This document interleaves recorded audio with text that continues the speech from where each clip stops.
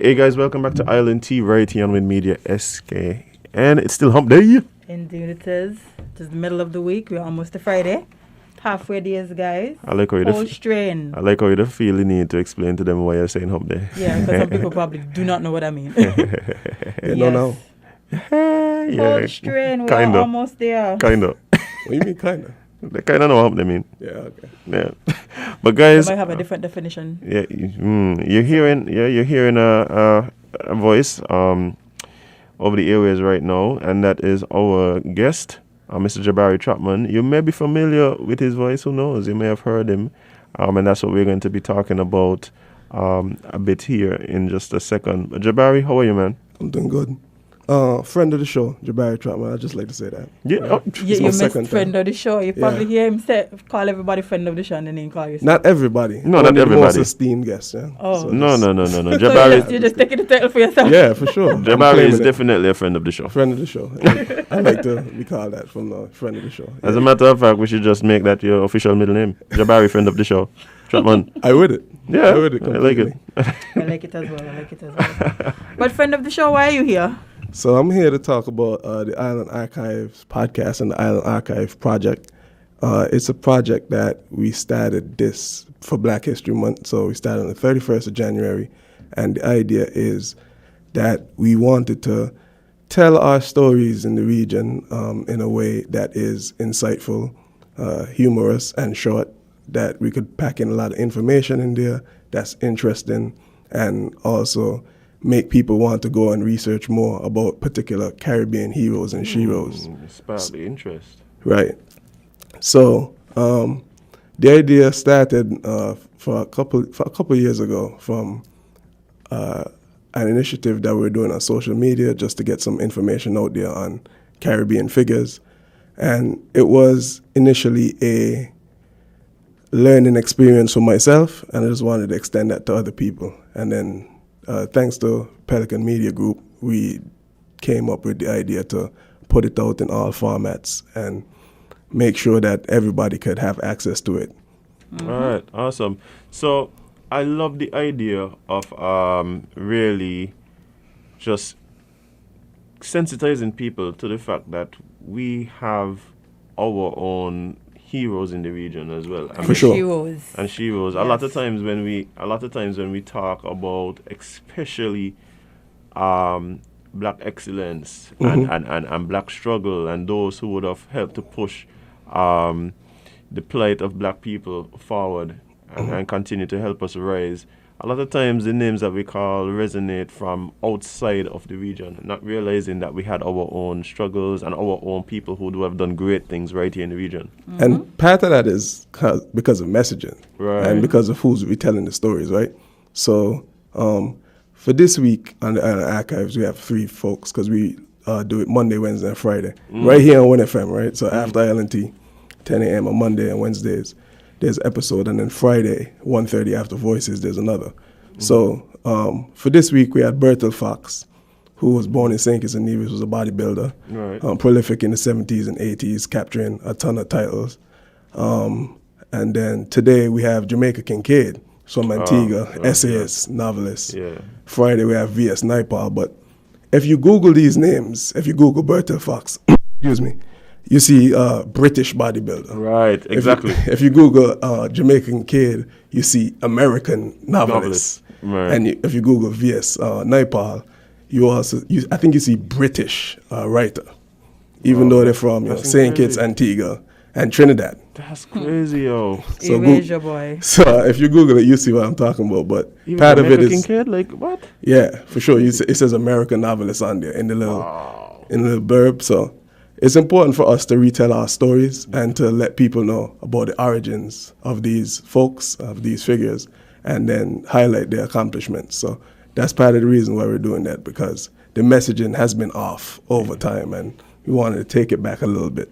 Yeah, definitely. We keep saying here how important it is for us to tell our own stories. Yep, indeed. And take control of that narrative. And it's not just because it's not just for information. Like, what are some of the things that you hope to come out of, sensitizing people to the realities of what has been done by people right here in the region? Well, one of the major things is to give some inspiration, right? Because a lot of these folks have risen to worldwide prominence and definitely accomplished much in their respective fields. And it's more than just typical like political activist type figures. It's in several different fields, whether it be sports, bodybuilding, or whether it be writing or the arts in general. Yeah, the arts in general. So it's from all major disciplines, and we try to highlight them in a different way across these disciplines to show that, everybody who's from the region that you can too accomplish stuff in your particular discipline, no matter where you come from. But you just have to have an idea of where you came from, meaning the historical relevance of things to really push on in the future. Yeah, for sure. I mean, that for me is why these types of initiatives are important. Right there. You said it so good. I keep saying that what we need to continue to see people from our region excel is examples of success. Right. Examples of success. Right. Because it makes your dreams seem more real. Seem more and attainable. tangible, right? Yeah. And the truth is that we don't, in a lot of these fields, we don't have to create them. They exist. We just don't really celebrate them or even know about them, Right. right? So, what you're doing, I feel, is really important, man. Very much so. I love to see it. I love to see it. And the education aspect of it, like I feel like these are things that we all should have in schools. These type of projects should be something that the education system here takes up and gives to the students, because the way it is packaged is something that they can easily digest. It's not the usual boring long lecture, that kids usually tune out. It's something short but fun and informative. So I think that these are the things that we need to help educate the kids that are growing up. Right, and we reached out to like the Ministry of Education. I had a conversation with the Chief Education Officer just on the weekend about the project and sending out information to the educational institutions in the Federation. So that's being done as well, because we want as much people to hear it as possible and to be informed and to potentially light that spark, because that's what it's all about. And I think to some extent, especially in the primary schools, they do a lot of education on regional, less or maybe local history, like they learn about the national heroes, etc., which is important. But I think it's sort of like one track. So it's always like politicians, right? Yeah. A lot of it centers around the political arena. Yeah, which is cool, right. But I think there needs to be a little bit more diversity than just dead politicians that were men. Right, exactly. I mean, even that what you spoke about, that is the other thing that is telling. A lot of the times, it is like men. Yeah, for sure. And then one of the things we try to do is to, again, embrace diversity, and try to have a woman every week on the project, because we noticed that it's more difficult to find information, frankly, to speak about, to do episodes about for women. Even one of the women that we are doing, I think is next week, is, No, I may reach there yet. Next week? May reach there my yet. bad. No. Beto Douglas was right here from St. Kitts and Nevis, was a slave, from Wingfield Estate in Old Road, and because of some of the things that she went through trying to buy freedom for her sons, etc., it led to notoriety back in that time that led to a bit of change in the idea of the institution of slavery, meaning people being property. And she was already free, right? But she was trying to buy the freedom of her sons. Right, and then she was being blocked, basically. And they were doing a lot of crazy stuff, like trying to rent her out for exorbitant sums where nobody would hire her, so she wouldn't make any money. And then when she couldn't pay certain debts for rent, etc., they would lock her up and beat her. A lot of crazy stuff. But that led to her being popular in the British society, and then eventually the abolition of the slave trade came after. But that was a story I had never heard before. But we partnered also with Old Road Rum, right, who's one of the presenting sponsors. And when we had the initial meeting, Jack Widdowson, he introduced me to Beto Douglas, and then we took it and ran from there. But it's to that type of, I would say, sharing and information is where a little spark could be, formed, and then you could go on, kick on, and find out more information. Because a lot of people have never heard a lot of the names that are on the list that we put out, and a lot of them are like world famous, Nobel laureates, and like I would say, world champion boxers and all kind of stuff. So. You said boxers. Tell me Hunks is one of them.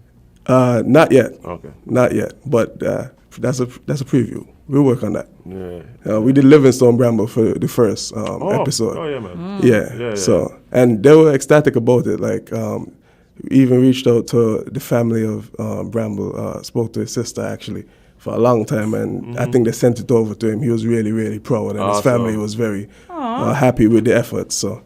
And hopefully we get to talk to him on a more formal basis or a longer basis in the future. But we continue to do that good work, man. Yeah, and again, big up all the partners. You mentioned Allwood Rum. You also mentioned Pelican Media Group. Right. And of course WinFM. Yeah. All these people who are helping to bring this to the people. And of course you and all your efforts and the people on your team. Anybody else that we might be missing that we should mention? I want to build my team especially at Pelican Media Group. So Pelican Media Group, we have Pelican Podcasts, which has, different podcasts for folks interested in different things, right? So there's like Off the Bench Radio, which is me and Xavier Greer, where we talk sports and pop culture. But there's a lot of other cool stuff like Trending Searches, which is about technology topics. There's also On the Easel, where Liska Bass interviews artists in different areas and disciplines and talk about their journeys and different struggles and different things like that, interesting stuff. There's a whole bunch of stuff, and we put out a lot of good content, and without the good folks at PMG, it wouldn't be possible. Like the Island Archives wouldn't be a thing. So big up to the team, especially. For sure. Well, Jade, hopefully this is something that we see continue over time, and then we could really see you becoming one of the featured. I think you're gonna reach there before me.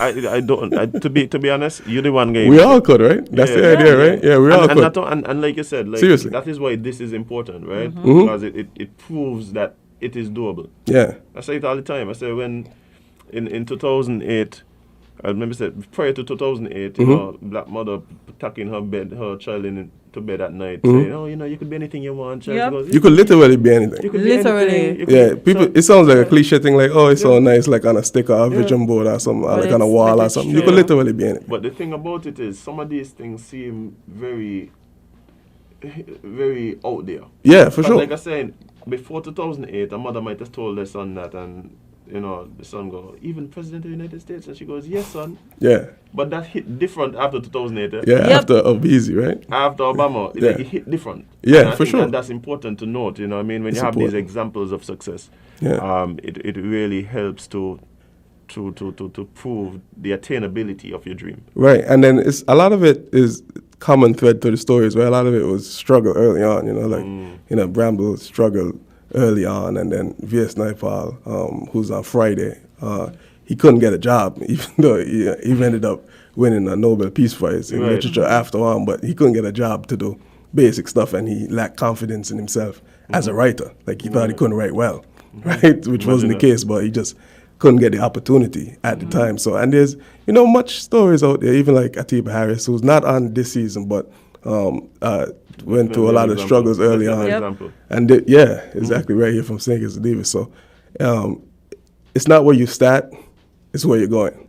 And everybody journey different. You just gotta stay on your journey, Yeah, and sure. I really like that it's just not focused on giving people their flowers after they have passed. Very important. Yes, I feel like we need to start giving more people who have contributed to society in these ways their flowers while they could smell them. Yeah, let's not wait till they're dead to say, you're doing a good job, or you did a good job, or you're important. Let them know. Yeah, I agree with that. So I think it's important to, speak truth to power right now, like we're in today. So that's what we're doing. And I hope that one of the things, and I could tell from because we listened to the one, when was it, after last Monday? And one of the things that I appreciate is the humanity aspect of the presentations. Like, recognizing, like you said, some of them had struggles. Right. Not just before success, but even after success. And Right. hearing- And recognizing that hey, that doesn't make you like less of a person, or Right. whatever. Yeah, and it's a delicate balance, right? Because each episode is like 3 to 5 minutes, Right. and then we're talking about several decades in some instances of Right. overachievement, right? So to pack that into a small, bite-sized portion of this person's life that represents their message and tells you the so what is difficult, but Yeah, the takeaways, we try to do it in a way that is representative of their legacy and of, highlight their crowning achievements while telling you the so what, to give that little bit of inspiration to look on more and then say like, yo, I could be that person, or I could be the best version of me, possible better. So yeah, sure. And I think the way it's packaged is relevant to the time that we live in now. for sure. Because we see more and more people consuming content in shorter versions. They don't have time to sit down and listen to a 2-hour documentary Right. anymore. So packing everything into 5 minutes, even though it's very difficult, I'm sure, it works. It works. So we did that with the times in mind, for sure. Because attention spans have shortened, over the years, and then we still try to pay homage to that West African culture, that griot culture, that storytelling culture, right? That is important in really preserving our cultural presence and identity and history, for sure. So, but it's 2022 at the same time, so we still on TikTok, we're still on Instagram, we're still on Facebook, we still have our own website, we're still on YouTube, etc., etc. And we still produce shorter content for these mediums because it's important that we really target who we're trying to involve here and keep the essence of the historical elements alive as well. Yeah, I think you have to recognize you're competing for people's attention, right? For sure. And what the hope, and I'm sure the hope is, and you mentioned it earlier, is that this could then serve as a jump off for people going and just even seeking out and doing their own research, which in itself is an amazing activity. Yeah. You know what I mean? So, it's, hey, I really didn't know about that. And you For sure. You go to Google, you go ask somebody. All the information that we use is available online. Yep. Like literally, and that's one of the pillars, and we intentionally did that way to make a point. Like, yo, you could just type it in your phone, your iPad, your computer, Right. and find out a ton of information on some of these figures. Yeah. A lot of them got wiki pages. A lot of them have multiple different documentaries on them and different things like that. It's a So jump off. It's such a perfect jump off for people to Exactly. explore. Just Continue to explore the culture and the history. just a tinge, yeah. Yeah, awesome. I love it. So how long do you anticipate this first season to last? So the first season is 15 episodes. Started on the 31st. I think it's going to end on the 4th of March. So the 31st of January, then back up, and then the 4th of March. Monday, Wednesday, and Friday for 5 weeks. And then second season is going to be later on this year. We're still discussing whether or not we're going to keep doing one every once in a while, like say once a month or so, up until the second season launches. So the PMG team is discussing that right now. But we have a lot of stuff in the tuck, a lot of stuff that's available. There's a ton of people we could cover. And of course. as we continue to do this project, people say, hey, you should do this person. Yep. You should do this person. You should do that person. Lots of suggestions. We love that. Yeah, we love the suggestion because a lot of the people, again, is that folks that I never heard of who did amazing things in their respective arenas, and you just have to hit Google and try to find out more information on them and, really just do a deep dive. Some of them, you get lost, trying to read about all the different stuff around Bethel Douglas, all the different stuff around Walter Radley or Maurice Bishop or Eugenia Charles, right? Sometimes you just get lost in all that stuff, but it's good, You do a deep dive and then you really reach to a point where like, that happened in Grenada, all that happened in Dominica, all that happened in St. Kitts, Right. So, I mean, we just a couple weeks past the anniversary of the Buckley's Riot, right, which happened here, which we talk about, but a lot of people don't really understand the significance of what happened and why it was important. And I think part of that has to do with perhaps how we package the information. And like, for some reason, I feel like sometimes we fall short of the punchline, right? So like, why is this important? Like, try to give greater context. No, sometimes the audience is not so in tune with why certain things are important. Let me give you an example. So like Maurice Bishop was important because he revolutionized like workers' rights and like women's rights in the region, right? But somebody might not, depending on who you are, like if you're a 12-year-old, 13-year-old, first, second farm, you might not care or understand why that's important, right? To have like paid time off or sick leave or like They don't know where maternity these come leave, from. right? Yep. Right. So Assume that it's been like this all yeah, the time. no. Yeah, right. Actually, pretty recently it changed. Yeah. Recently. These are very important things, right? Yeah, for like prosperity and for like people to live productive lives. But you're right. People don't even sit back and think, boy, how did we even get to the place where we have all these rights afforded to us? People had to die.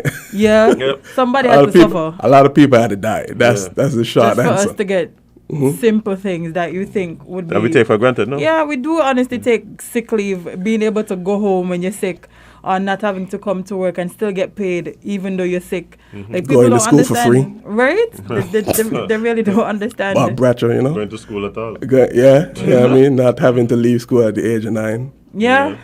These are important, things that were able to afford us the ability to progress as a society, especially in the region. Being able to own land when we're talking about facts, land ownership. very important, very, very important. And the truth is that a lot of these things, well, not just like one individual. It was like a culmination of different historical pinpoints that happened that led to a greater sweeping change. Usually it would be in waves, right? So that's good stuff. But I think that it's important to highlight the why and the so what, so we could know what we're doing right now.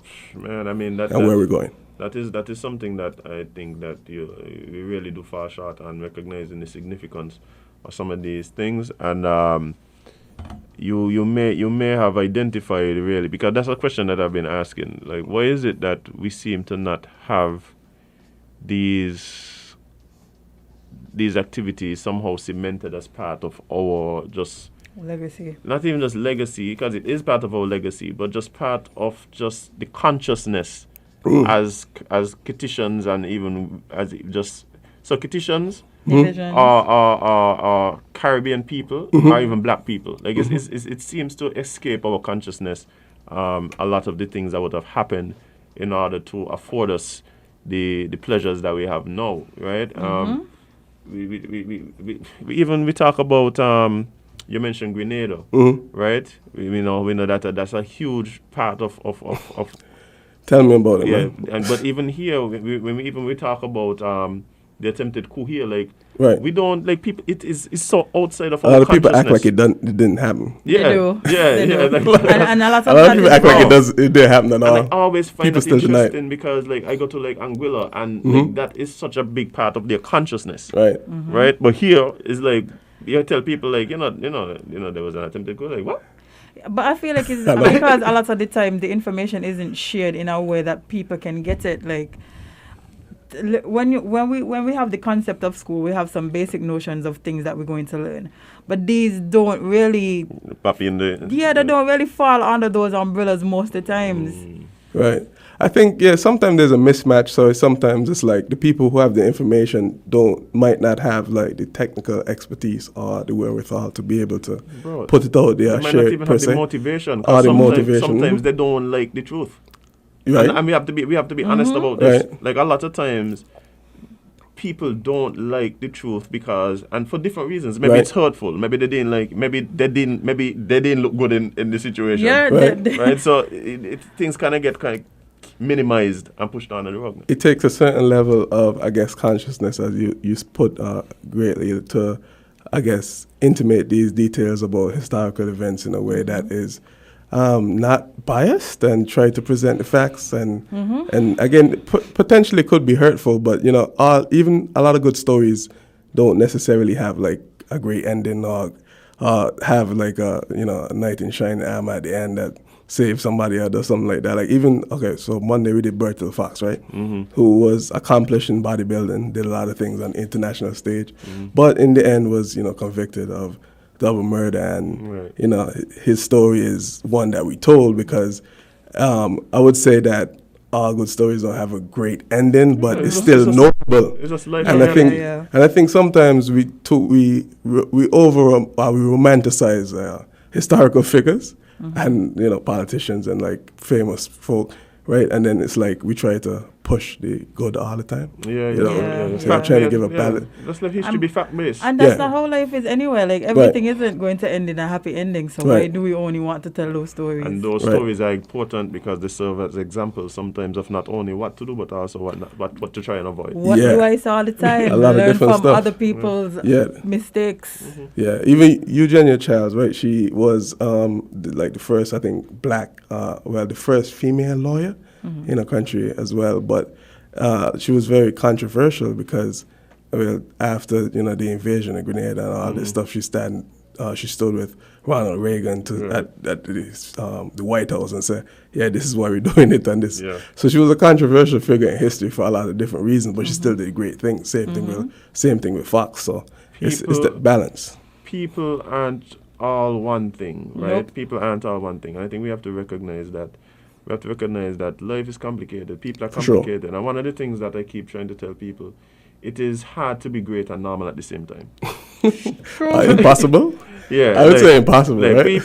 People who are exceptional. Yeah. You can. It's difficult to expect them to then be normal in every aspect. You understand? So Something got to be offered them. That's a perfect example.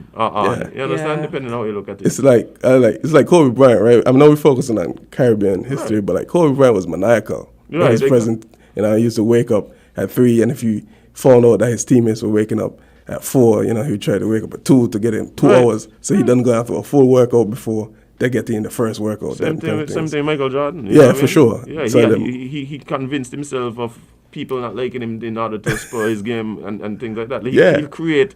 He used to create his own narrative in his head. To motivate him to do whatever. Yeah. Those are maniacal things, man. But they worked. But they worked to some extent. But recognizing those traits, and I think it helps us. Like this is humanity. We learn from those before us to continue to get better, right? Right.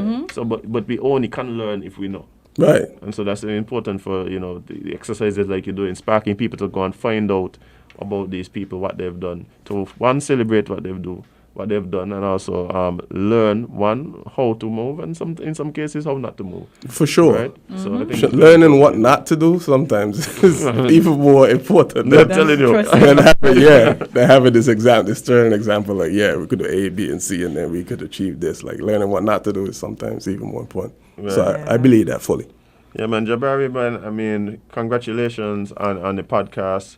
And we're really looking forward to the rest of the series, and of course everything that you and your team at Pelican Media Group is doing. Any last words before we wrap up? We are doing Jamaica Kincaid, which is our first lady on the series right after this episode of Island Tea. So I hope the people enjoy it, and if you want to find out more, we're on all major streaming platforms. That's Spotify, Apple Podcasts, YouTube. We have social media. And you could find us at www.islandarchive.com. All right, man. There you have it. Sounds amazing, man. But thank you so much, friend of the show, for coming in and hanging out with us this morning, man. Respect. Thanks for having me, man. For sure. Indeed.